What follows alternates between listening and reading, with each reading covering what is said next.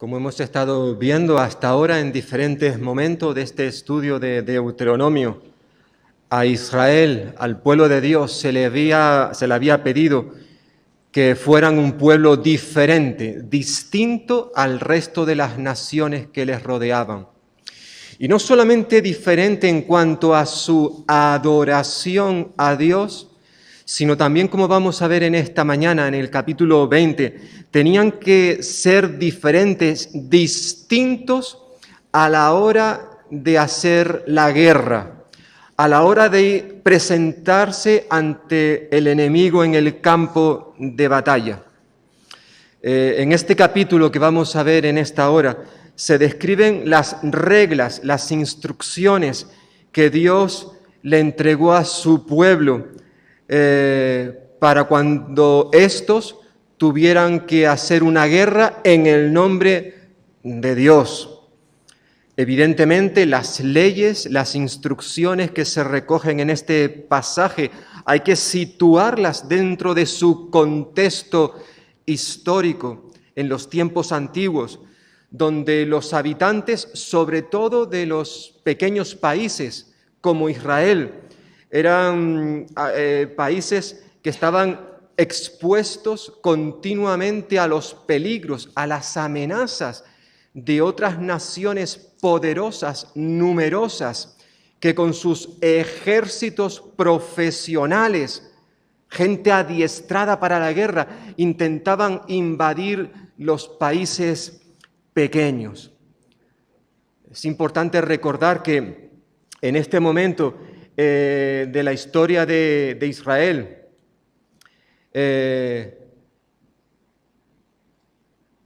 la nación de Canaán que van a tener que conquistar esa tierra, pues estaba situada en un lugar estratégico muy difícil. Yo no sé si podríamos ver las diapositivas. Vale, esperamos unos momentitos. Como vamos a ver en un mapa a continuación, si es posible, me imagino que muchos de nosotros ya tienen un poquito situado, al menos en su mente, el lugar donde se encuentra Israel. Bueno, sabéis que en el lado occidental está el mar Mediterráneo, por un lado, y en el lado oriental se encuentra el desierto montañoso. A ver si lo podemos ver ahora. Ahí está. ¿Vale? Esto es un mapa de lo que sería Israel en los tiempos antiguos. Por un lado está el mar Mediterráneo, en la parte oriental habría un desierto montañoso y por tanto, al estar en esa zona, aquellos países que venían tanto del sur como del norte, que eran naciones poderosas, no cabe duda que tendrían que pasar por esta zona e invadir el terreno del pueblo de Dios. Por tanto, Israel no solo iba a tener que conquistar la tierra prometida, la tierra de Canaán, una tierra en la cual hay muchas naciones con ejércitos poderosos a los cuales Israel tenía que expulsar, sino también Israel va a tener que hacer frente a otras naciones que vivían distantes y que podrían pasar por la tierra de los hebreos e intentar conquistarla. Israel tenía que defenderse de todas esas naciones, pueblos que, como he dicho, estaban mucho mejor equipadas militarmente hablando que la nación de Israel. Naciones que tenían soldados bien adiestrados para la guerra, para matar. Por tanto, Israel, una vez que entren en la tierra prometida, va a tener que hacer frente a varias situaciones a las cuales nunca antes había enfrentado. Por eso la necesidad que tenían este pueblo, el pueblo de Dios, para recibir instrucciones específicas que les ayudase en esos momentos de conflicto, en esos momentos de guerra. Y hay al menos 4 cosas que me gustaría señalar en esta mañana del capítulo 20. Por un lado, en primer lugar, a Israel se le exhorta a confiar en el Señor. Sí, es cierto que el enemigo es mucho más poderoso, al menos aparentemente, que los israelitas. Por eso se les exhorta en primer lugar a confiar en el Señor. En segundo lugar, era necesario decidir qué israelitas podían ir al campo de batalla, porque no todos estaban preparados, o sí lo estaban, pero no era sabio por sus responsabilidades que fuesen al frente para defender a la nación. En tercer lugar, Israel no podía actuar de la manera que las demás naciones. Ellos tenían que tener un trato humanitario con sus enemigos. Y en cuarto y último lugar, Dios también le dice a sus hijos que en medio de la guerra ellos se tenían que preocupar por el medio ambiente. Hasta Dios se preocupa de la naturaleza, de lo que Él ha creado. Por tanto, en primer lugar, vamos a ver una exhortación a confiar en el Señor. Versículos 1 al 4, que dice así: Cuando salgas a la guerra contra tus enemigos, si ves caballos, carros y un pueblo más numeroso que tú, no les tengas temor, porque Jehová tu Dios, el que te sacó de la tierra de Egipto, está contigo. Y cuando os acerquéis a combatir, se pondrá en pie el sacerdote y hablará al pueblo. Le dirá: Oye, Israel, vosotros os juntáis hoy en batalla contra vuestros enemigos. No desmaye vuestro corazón, no temáis ni os azoréis, ni tampoco os desalentéis delante de ellos, porque Jehová, vuestro Dios, va con vosotros para pelear por vosotros contra vuestros enemigos, para salvaros. Israel necesitaba esta palabra de aliento. El pueblo de Dios, este numeroso pueblo, aunque no tanto como otras naciones, habían sido liberados de la esclavitud de Egipto. Pero el pueblo de Dios no se caracterizaba precisamente por ser un pueblo guerrero, un pueblo militarmente poderoso. Israel no tenía carros de combate, no tenía una caballería que le pudiera ayudar en sus guerras. No disponían de espadas, de lanzas, de arcos, algo que sí poseían la mayoría de esas naciones que estaban a su alrededor y también las naciones en la tierra de Canaán, que sí poseían todo este poder armamentístico. Fijaos lo que dice un poquito más adelante en el libro de Josué, capítulo 11, cuando se van a tener que enfrentar al rey Azor y a otros reyes que se habían unido para atacar a Israel. Dice Josué capítulo 11, versículo 4, todos esos reyes que estaban en la tierra de Canaán, habían salido con todos sus ejércitos, una multitud tan numerosa como la arena que está a la orilla del mar, con muchísimos caballos y carros de guerra.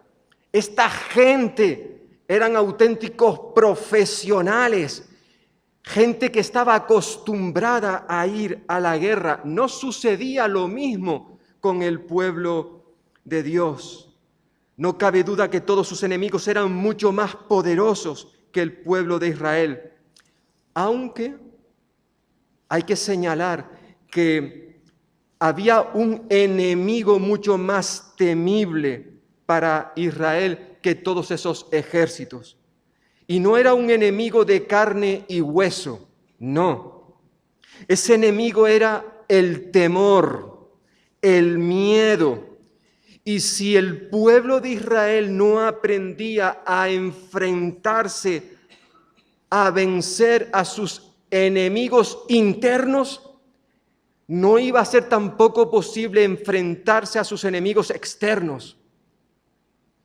La victoria del pueblo de Dios no vendría gracias al número de caballos o carros de combate que tuviera Israel, no, sino la victoria vendría por la sencilla razón de que Dios estaba con ellos. Es por eso que era necesario que el pueblo de Dios fuese exhortado a poner su confianza en Dios exclusivamente, el que los liberó de la esclavitud de Egipto, y que no confiaran en las capacidades militares que no tenían, por cierto. Israel, al igual que le sucedió a aquel muchachito adolescente, a la hora de enfrentarse a un gigante y a un poderoso ejército, un muchachito que no fue capaz de llevar una armadura, pero lo cierto es que no la necesitaba. ¿Por qué? Porque con él estaba Dios. Y él sabía que podía vencer a los enemigos. Y ahora Israel también tenía que saber que no era cuestión de armamento, no era cuestión de tener muchos caballos o muchos carros, o de tener un ejército profesional. Se trataba de tener una armadura especial, la presencia de Dios en sus vidas. En cierta forma, aquí encontramos la armadura del pueblo de Israel, que se componía de 3 partes. En primer lugar, ellos contaban con la certeza, la seguridad de la presencia de Dios en medio de ellos. Versículo 1 y versículo 4. Cuando Israel viese, contemplase el poder de sus enemigos, dice, cuando salgas a la guerra contra tus enemigos, si ves caballos, carros y un pueblo más numeroso que tú, les dice, no tengas miedo. Versículo 1. Luego en el versículo 4 les va a decir, no desmaye tu corazón, no temáis, no os azoréis, es decir, no os turbéis. Y en cuarto lugar, no os desalentéis. Qué 5 verbos más hermosos, ¿verdad? Versículo 1 y versículo 4. ¿Y cuál era la razón? Porque ellos no tenían por qué tener miedo de aquellos hombres y mujeres, de aquel ejército. Bueno, la razón se da ahí en el versículo 4. Porque Jehová, vuestro Dios, va con vosotros. Porque Jehová peleará por vosotros. Y porque Jehová os salvará. Esa era la razón que el Señor les daba para que no tuvieran temor. El Señor les asegura, les promete que su presencia va a estar con ellos. Les va a acompañar cuando tengan que enfrentarse con aquel enemigo tan poderoso. Y hermanos y hermanas que estáis aquí escuchándome en esta mañana, como los que estáis en casa, en cierta forma a nosotros también nos pasa igual. Los que hemos creído en el Señor Jesús sabemos que a lo largo de nuestra vida como cristianos vamos a tener que pasar por conflictos, por momentos difíciles. Vamos a tener que batallar continuamente, sobre todo si queremos ser fieles al Señor. Pero a lo largo de la Escritura, la Biblia, la palabra de Dios, encontramos innumerables promesas de la presencia de Dios en medio de nosotros y con nosotros. Yo sé que algunos de vosotros que estáis aquí en esta mañana y otros que nos están viendo a través de internet o que nos verán más adelante, estáis pasando por situaciones muy difíciles. En cierta forma hay una especie de guerra en vuestro interior. Hay dolor, hay tristeza, ya sea por la sobrecarga del trabajo, ya sea por esos problemas familiares, ya sea porque el médico nos haya dicho que estamos enfermos, estamos delicados. ya sea porque hayamos perdido a un ser querido recientemente. Da igual cuál sea tu experiencia. El Señor nos promete a través de su palabra que Él va a estar con nosotros siempre, siempre. Podemos incluso, como el rey David expresaba en ese precioso salmo, podemos pasar por un valle de sombra y de muerte, pero como decía el rey David, no temeré, no quiero tener temor, miedo. ¿Por qué? Porque yo sé, Señor, que tú estás conmigo. Y cuando un hijo de Dios, una hija de Dios sabe que el Señor está con nosotros, qué diferente se viven los problemas, las circunstancias. Por supuesto, podemos llorar, podemos entristecernos. Puede haber momentos en que nos desalentemos a pesar de que sabemos que el Señor está con nosotros, como le pasó a aquellos discípulos que estaban acostumbrados a vivir tormentas en el mar, porque muchos de ellos eran pescadores, eran auténticos lobos de mar. Cuántas experiencias difíciles. Sin embargo, hubo un momento en su vida en que experimentaron una tormenta tan enorme que temieron por sus vidas. Aunque en aquella ocasión, en aquella barca, con ellos estaba Jesús, Jesús de Nazaret. Olvidaron que Él estaba con ellos. Sí, probablemente era la tormenta más grande que habían visto en su vida, pero también es cierto que era la primera vez que vivían una tormenta con Jesús. Por eso le despertaron: Jesús, ¿tú no te das cuenta de lo que nos está pasando? Y claro que Jesús sabía lo que ellos estaban viviendo, como Jesús sabe también lo que tú, hermano y hermana, estás viviendo en este momento. Y porque lo sabe, te dice, nos dice, no temas, no temas, no desmaye vuestro corazón, no te turbes, no te desalientes. ¿Por qué? Porque yo estoy contigo. Él lo prometió, hermanos y hermanas, se lo dijo a sus discípulos antes de subir a la diestra del Padre. Yo estoy con vosotros todos los días. Y eso que le dijo Jesús a sus discípulos, también se lo dice a cada uno de sus hijos e hijas. Yo estoy contigo todos los días. Evidentemente necesitamos recordar estas palabras. Fijaos todo lo que aquí se está diciendo. Y cuando ya comienza la conquista de la tierra, ahí en el siguiente libro, Josué capítulo 1, versículo 5. Josué 1, 5. Le dice el Señor a Josué: nadie podrá hacerte frente en todos los días de tu vida. Como estuve con Moisés, estaré contigo. No te dejaré ni te desampararé. Unas palabras que luego también encontramos en el Nuevo Testamento, en la epístola a los Hebreos. Dios promete que no nos va a dejar ni a desamparar, porque estaré contigo. Luego vuelve a repetir, versículo 9, mira que te mando. Es una orden. Josué, ten en cuenta lo que te voy a decir. Mira que te mando que te esfuerces. O mejor dicho, sí, que te esfuerces y seas valiente. No temas ni desmayes. ¿Por qué? Porque Jehová tu Dios estará contigo donde quiera que vayas. Incluso en el campo de batalla. Allí voy a estar contigo. Y esa promesa, hermanos, es para ti y para mí. No lo olvidemos. Como dice ese precioso himno que ha sido tan especial a lo largo de nuestra vida como cristianos. Decía el poeta en este himno: Cristo está conmigo. ¡Qué consolación! Su presencia quita todo mi temor.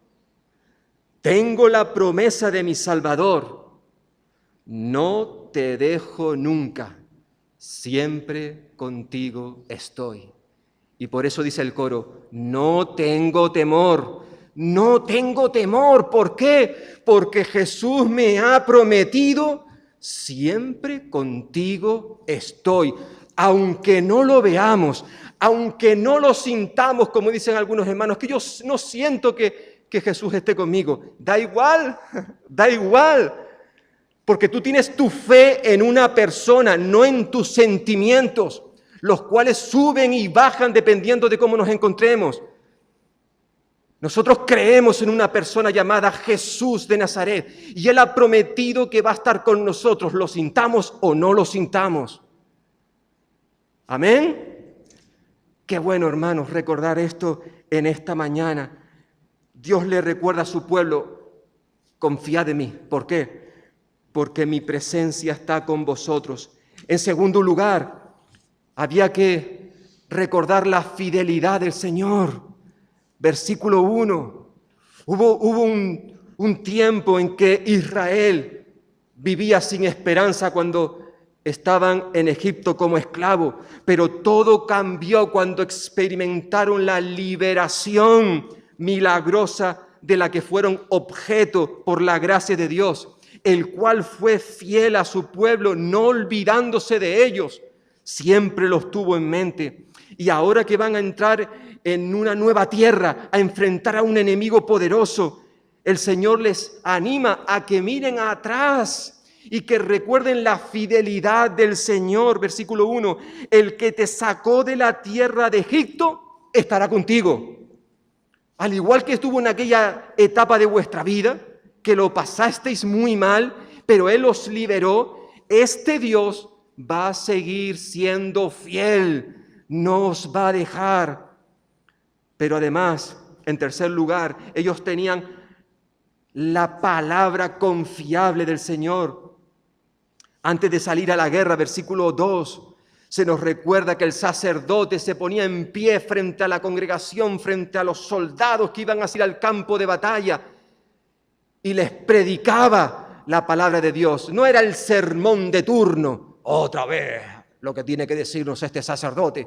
No, iba a compartirles la palabra de Dios, una palabra que tenía que servir como ánimo, como exhortación en este momento tan difícil.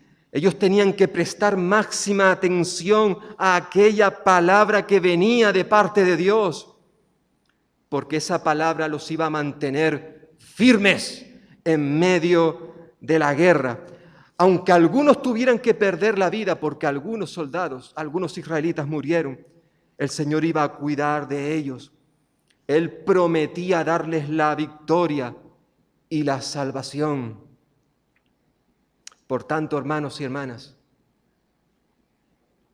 independientemente de cuál sea la situación que estemos viviendo en este momento, agarrémonos a su palabra, a sus promesas. Él ha prometido su presencia en medio de nuestras vidas. Y eso tiene que servirnos para que, aunque a veces podamos tener nuestros bajones, porque los tenemos, sin embargo, podamos seguir con nuestros ojos puestos, no en las circunstancias que nos rodean, sino puestos en Jesús, el autor y el consumador de nuestra fe. Por tanto, era importantísimo que Israel, antes de que comenzara a defender su territorio, antes de empezar a conquistar la tierra de Canaán, recibieran esta exhortación de parte del Señor a mantener su confianza en Él. Pero además de la exhortación, era necesario, en segundo lugar, tomar una decisión. Era necesario, versículos 5 al 9. Cuando Israel tuviera que ir a la guerra, era necesario determinar quiénes podían ir al campo de batalla y quiénes no, ya que no estaban todos capacitados para el servicio militar. Yo lo he dicho más de una ocasión, yo estuve en la mili pues solo 2 semanas, me libré. ¿Por qué? Por causa de mi miopía.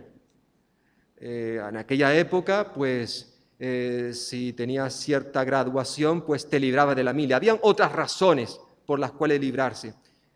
Yo me quedé exento precisamente por la falta de vista.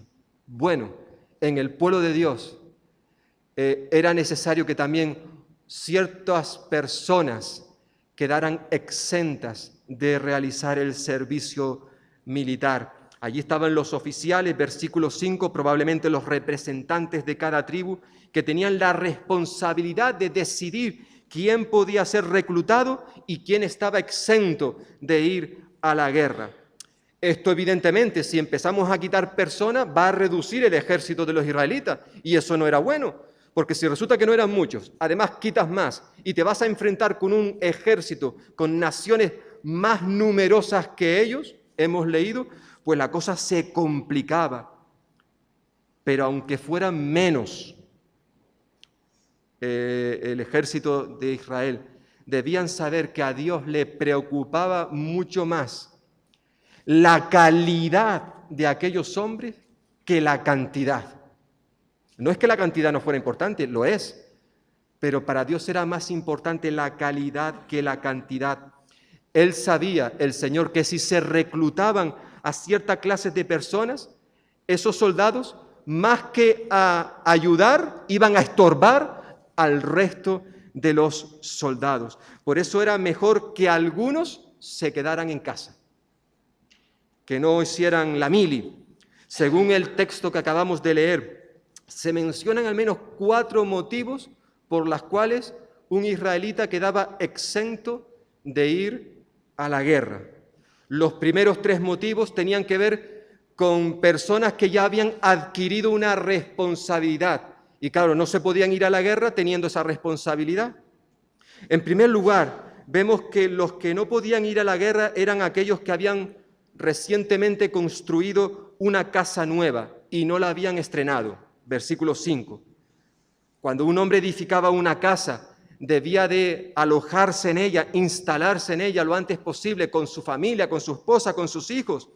Aquel acontecimiento se convertía prácticamente en una ocasión religiosa, era algo especial. Fijaos si era importante que en el capítulo 28 se nos va a decir que los israelitas que desobedecían al Señor eran malditos. Y una de las maldiciones que Dios puso a ellos que desobedecían es que algunos iban a construir una casa y luego no la iban a habitar. Eso era una maldición que veremos dentro de un momento. Edificarán una casa y no habitarán en ella. Es decir, si alguien construía una nueva casa, tenía que estrenarla antes de ir a la guerra. Porque si no lo hacía, versículo 5, era posible que esa persona muriese en el campo de batalla y otro se iba a quedar con la casa. Y eso era triste, pero lo más triste es que su esposa y sus hijos se quedarían sin esa propiedad. Por tanto, para que eso no sucediera, el Señor determinó que los que habían construido una casa nueva, que no fueran a la guerra. En segundo lugar, si alguien plantaba una viña y no la había disfrutado, tenía que también quedarse en casa. Estaba exento de hacer el servicio militar. Esto es interesante porque según una ley que había dado el Señor allí en Levítico capítulo 19, cuando alguien plantaba los árboles frutales, durante los primeros 3 años no podía coger del fruto. Había que dejar pasar esos 3 años. El 4.º año, el fruto que dieran los árboles era para el Señor, no para ellos.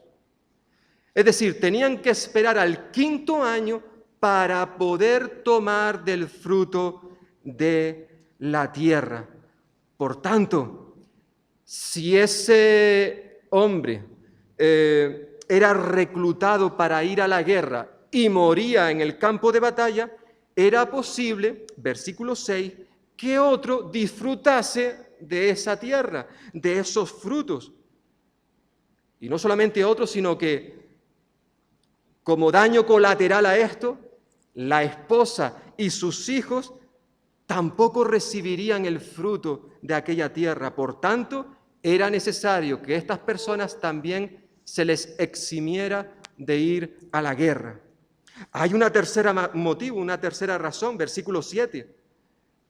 Y estaban exentos de ir también a la guerra aquellos que estuvieran a punto de casarse, versículo 7. Ya estaban comprometidos, pero no solamente los que estaban comprometidos para casarse, sino, si vais un poquito más adelante, capítulo 24, versículo 5, también esto se añadía a los que estuvieran casados y estuvieran en su primer año de matrimonio. Capítulo 24, versículo 5. Cuando alguien esté o está recién casado, no saldrá a la guerra, ni en ninguna cosa se le ocupará. Libre quedará en su casa durante un año, para alegrar a la mujer que tomó. ¿Por qué? Por lo mismo que hemos dicho anteriormente. Porque si este hombre, que ya estaba comprometido, o ya se había casado y estaba en el primer año de matrimonio, si moría en la guerra, no le había dado oportunidad de tener familia. Y otro hombre se podría casar con su esposa, la viuda.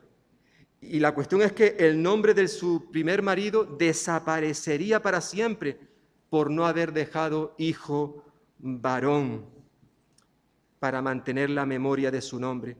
Por tanto, era necesario que estos hombres tampoco fueran a la guerra. Se tenían que centrar, dice versículo 5 del capítulo 24 que hemos leído, centrarse en alegrar a la mujer que tomó, a su esposa. No cabe duda que esto ayudaría al nuevo matrimonio en ese proceso de adaptación el uno al otro.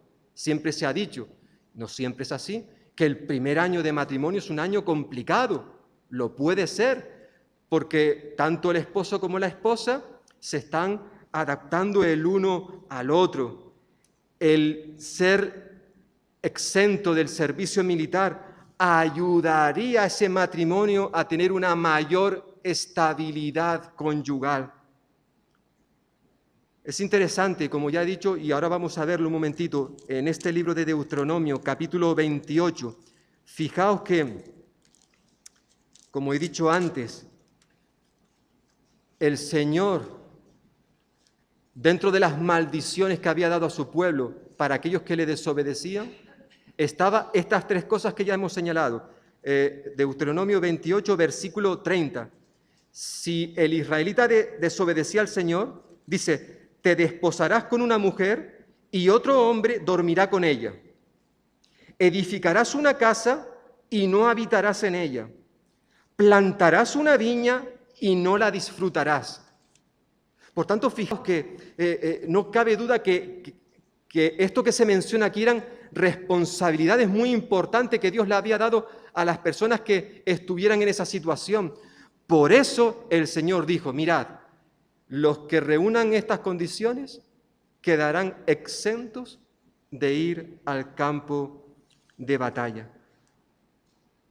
Pero hay una cuarta razón, un cuarto motivo por el cual una persona estaba exenta de ir a la guerra, que se menciona en el versículo 8.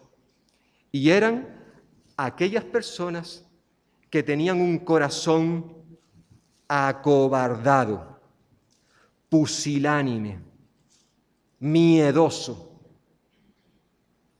Y la razón era que una persona como esta podía evidentemente contagiar a otros soldados, porque el miedo es contagioso. Un soldado con miedo podría debilitar la moral del resto de los soldados y que estos atesoraran en su corazón miedo, estuvieran asustados. Versículo 9. Por tanto, es mejor que estas personas se quedaran en casa, que no fueran a la guerra. Daba igual que el ejército israelita se menguara, fuera reducido. Da igual, porque como hemos dicho hace un momento, para Dios era más importante la calidad de las personas que la cantidad. El tamaño del ejército no importaba. ¿Por qué? Porque la victoria era del Señor y daba igual los soldados que fueran. la victoria del Señor.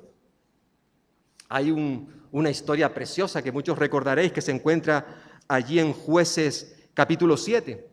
Jueces capítulo 7, para los que me queráis acompañar, es un episodio en la vida de uno de los jueces de Israel, Gedeón, el cual tenía que hacer frente a los madianitas. Un ejército, dice capítulo 7, versículo 12, los madianitas, juntamente con los amalecitas y los hijos del oriente, se habían esparcido por el valle como una plaga de langostas, y sus camellos no se podían contar, porque era como la arena que se acumula a la orilla del mar. Era un ejército impresionante, cientos de miles que iban a ir contra Israel.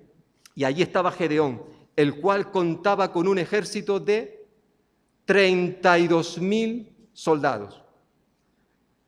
Parece mucho, pero evidentemente no era mucho en comparación con los madianitas. Pero fijaos, a pesar de que eran 32.000, el Señor consideró que eran muchos. No, aquí hay mucha gente para ir contra los enemigos.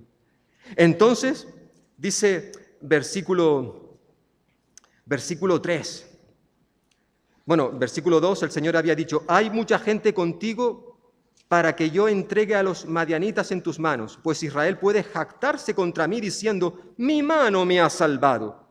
Ahora pues, haz pregonar esto a oídos del pueblo.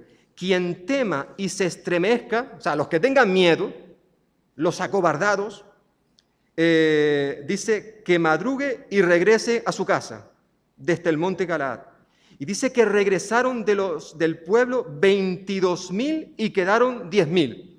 Es decir, eran 32.000 y se fueron 22.000 y solo quedaron 10.000. Uno dirá, bueno, no era como antes, pero siguen siendo muchos. No, pero para Dios le pareció también mucho. Y empezó a quitar gente, hasta que solo se quedaron de los soldados israelitas 300, dice un poquito más abajo, 300 solamente. Y con esos 300 vencieron a todos aquellos ejércitos. Obviamente, hermanos y hermanas, no fueron los 300. Quien realmente venció a aquel poderoso ejército fue el Señor. A Él le daba igual cuántos hubiera en su pueblo, porque al fin y al cabo iba a ser Él quien iba a dar la victoria.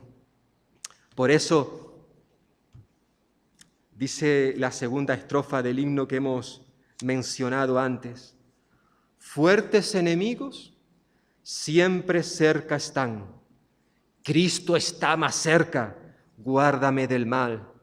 Ten valor, me dice, soy tu guardador, no te dejo nunca, siempre contigo estoy. Por eso, aquellos que, aún a pesar de las palabras que había dicho el Señor, seguían teniendo miedo, estaban acobardados e incluso podían contagiar a otros, el Señor les dice que se queden en casa, que se queden en casa. Qué bueno, ¿verdad?, poder recordar en esta mañana cómo el Señor actúa en medio de su pueblo. Qué bueno el poder recordar esto en esta mañana. Había que tomar una decisión, por muy fuerte que pareciera. Era necesario que algunos se quedaran en casa.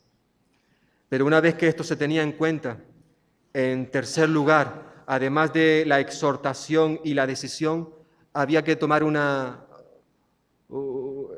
había que actuar, no se podían quedar con los brazos cruzados. Eso sí, no se podía actuar de cualquier manera. Israel estaba llamado a ser diferente a las demás naciones, hemos dicho al comenzar. Por eso se dieron unas pautas, unas instrucciones, unas reglas en cuanto a la manera de actuar, dependiendo si los enemigos vivían lejos o si los enemigos estaban dentro de la tierra de Canaán. Hay dos cosas interesantes que podemos ver ahí. En primer lugar, se nos recuerda la necesidad de que Israel tuviera una conducta ejemplar, responsable. Versículo 10. Cuando te acerques a una ciudad para combatirla, le propondrás la paz. Y si responde paz y te abre sus puertas, todo el pueblo que en ella se encuentre te será tributario y te servirá. Pero si no hace la paz contigo, sino que emprende la guerra contra ti, entonces la sitiarás. Luego que Jehová, tu Dios, la entregue en tus manos, herirás a todos sus hombres a filo de espada. Solamente las mujeres y los niños, los ancianos y todo lo que haya en la ciudad, todo su botín lo tomarás para ti, y comerás del botín de tus enemigos, los cuales Jehová tu Dios te entregó. Así harás con todas las ciudades que estén muy lejos de ti y no pertenezcan a estas naciones. Por tanto, en estos versículos que acabamos de leer, las instrucciones en cuanto a las ciudades que vivían lejos de la tierra de Canaán, que estaba fuera de los límites, se tenía que actuar de una manera determinada con ellos. Había que ofrecerles la paz. Había que intentar por todos los medios posibles no entrar en guerra. Por eso se nos dice, versículo 10, propondrás la paz. Si la ciudad se rendía, aceptando los términos de paz, entonces aquella ciudad sería sometida al trabajo laboral, servirían a los israelitas. Pero si la ciudad rechazaba esa oferta de paz, había que situarla, había que sitiarla, ¿verdad? Y atacarla. Como decíamos al principio, es bueno recordar nuevamente que estas leyes hay que situarlas en el contexto de los tiempos antiguos, donde los habitantes de países pequeños como los israelitas continuamente estaban expuestos a peligros, a amenazas de otros países superiores invasores. En aquellos tiempos, por ejemplo, los egipcios, los asirios, los babilonios, pueblos conocidos por su crueldad, por su manera de hacer la guerra. Por tanto, los israelitas, al igual que otras naciones pequeñas, si querían sobrevivir, debían luchar para defender sus tierras. Eso sí, en este caso, al pueblo de Dios se le dice que no podían comportarse de la misma manera que hacían otros pueblos. Habían unos principios humanitarios. Ellos estaban llamados a vivir de una forma diferente, a tener una conducta ejemplar, responsable, distinta al resto de las naciones. Ahora bien, hermanos y hermanas, aunque en este contexto bíblico del mundo antiguo el Señor aprobó las guerras, no es que fuese su voluntad, pero lo aprobó. Esto no podemos verlo como una opción a tener en cuenta en nuestros días. Ya al Señor le desagradaba todo aquello en los tiempos, por ejemplo, del rey David, el cual en una ocasión tuvo en su corazón edificar un templo, la casa del Señor, pero Dios no se lo permitió. ¿Por qué? Porque sus manos estaban manchadas de sangre. Él había participado en muchas guerras, por eso el Señor no le permitió edificar un templo. Lo haría su hijo Salomón, pero él no. Dios, hermanos y hermanas y amigos, Dios no aprueba la guerra.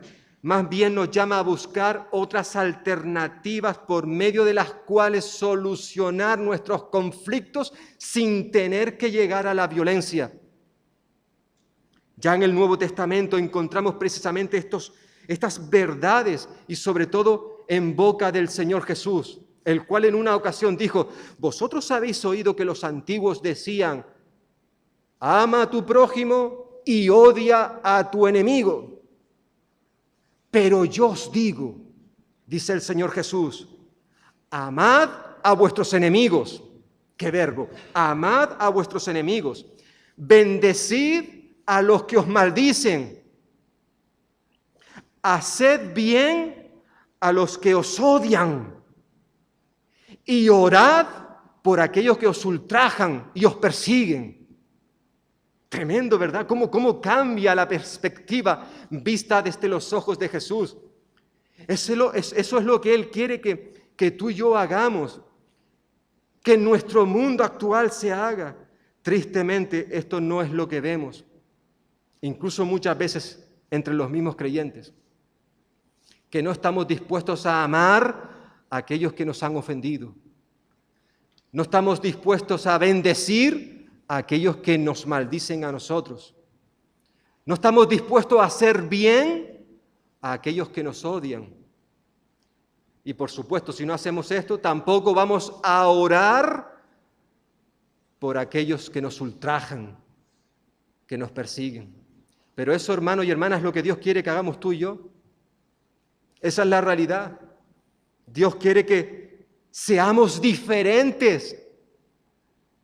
Porque si no nos diferenciamos de aquellos que no son cristianos, ¿qué hacemos de más? Diría Jesús. ¿Qué hacéis de más? Si vosotros amáis solamente a los que os aman, eso es lo que hace todo el mundo. No. Vosotros vais a actuar de una forma diferente. Amad a aquellos que os hacen daño. El pueblo de Dios estaba llamado a actuar de una forma distinta que los demás. Evidentemente, cuando no obedecemos al Señor hay consecuencias. Versículo 16 al 18. Estos versículos se refieren ahora sí a las ciudades dentro de la tierra de Canaán. Dios le dice, mira, a los que vivan a los alrededores, ciudades distantes, dale una oportunidad para que se rindan. Ofréceles la paz. Si no, ataca. Ahora bien, eso era, versículo 15, así harás con las ciudades que estén muy lejos de ti y no pertenezcan a estas ciudades. Pero, versículo 16, en las ciudades de estos pueblos que Jehová tu Dios te da por heredad, es decir, en la tierra de Canaán a la cual tú vas a entrar, a estos había que destruirlos completamente, a todos, a fin de evitar que los israelitas se dejasen engañar, contaminar por las costumbres pecaminosas. Aquí se presenta una razón, aunque ya estuvimos viendo otras más allí en Deuteronomio capítulo 9 o en su momento Génesis capítulo 15. Básicamente lo que está diciendo el Señor en estos versículos es que el pecado tiene sus consecuencias. Dios le había dado durante muchos años a la tierra de Canaán oportunidades para que se arrepintiesen. Ya se lo había dicho el Señor a Abraham años atrás, pero en este momento ya había llegado al colmo, la maldad de estas tierras. Y por eso Dios las destruyó y utilizó como instrumento ejecutor a su pueblo. Como recordábamos ayer con los jóvenes viendo un estudio del libro de Apocalipsis, Dios nos da a todos oportunidades continuamente para que le podamos aceptar como Señor y Salvador a su Hijo Jesucristo. Pero llega un momento en que las oportunidades se terminaron, se acabaron. Por eso recordábamos esto como también la certeza del juicio de Dios. Un día, todos aquellos que han rechazado a Cristo Jesús serán juzgados y condenados por la eternidad para ser echados en el lago de fuego, para dirigirse al infierno. Un lugar que Dios no preparó ni para ti ni para mí, hermano y hermana y amigos. No. Ahora bien, todo aquel que rechaza a Jesús se va a dirigir a ese lugar, va a ser condenado. El destino de los que rechazan a Cristo Jesús ya está determinado. Por eso la importancia de tener un encuentro con Jesús, de no esperar a ese día en que voy a ser juzgado, las consecuencias del pecado. Por eso Dios demandaba que Israel actuara de una manera diferente al resto de las naciones. Y para terminar, se nos recuerda la preocupación de Dios por la ecología. Dice versículos 19 y 20, cuando sities alguna ciudad y pelees contra ellas, muchos días para tomarla, no destruirás sus árboles a golpe de hacha, porque de ellos podrás comer, no los talarás, pues el árbol del campo no es hombre que venga contra ti en el sitio. Pero el árbol que sepa que no lleva fruto, podrás destruirlo y talarlo para construir baluartes contra la ciudad que te hace la guerra, hasta sojuzgarla. A las leyes humanitarias que Dios entregaba a su pueblo relacionadas con la guerra, también había que añadirle una ley que regulase la administración de los recursos materiales, alimenticios, que el ejército hebreo utilizaría para enfrentarse a sus enemigos. En los tiempos antiguos, como muchas veces vemos en las películas, los ejércitos que iban a la guerra, cuando sitiaban una ciudad, hacían uso de los árboles que habían en la zona para construir maquinaria militar, maquinaria con la cual asaltar las murallas de las ciudades. A Israel también se le permitía esto. Hemos leído ahí, versículo 20. Pero el árbol que sepas que no lleva fruto, podrás destruirlo y talarlo para construir baluarte, maquinaria contra la ciudad que te hace la guerra. Claro que sí. Eso sí, a Israel no se le permitía la tala indiscriminada, masiva de árboles. No, eso es lo que hacían otras naciones invasoras que lo destruían todo. Israel no podía hacer esto.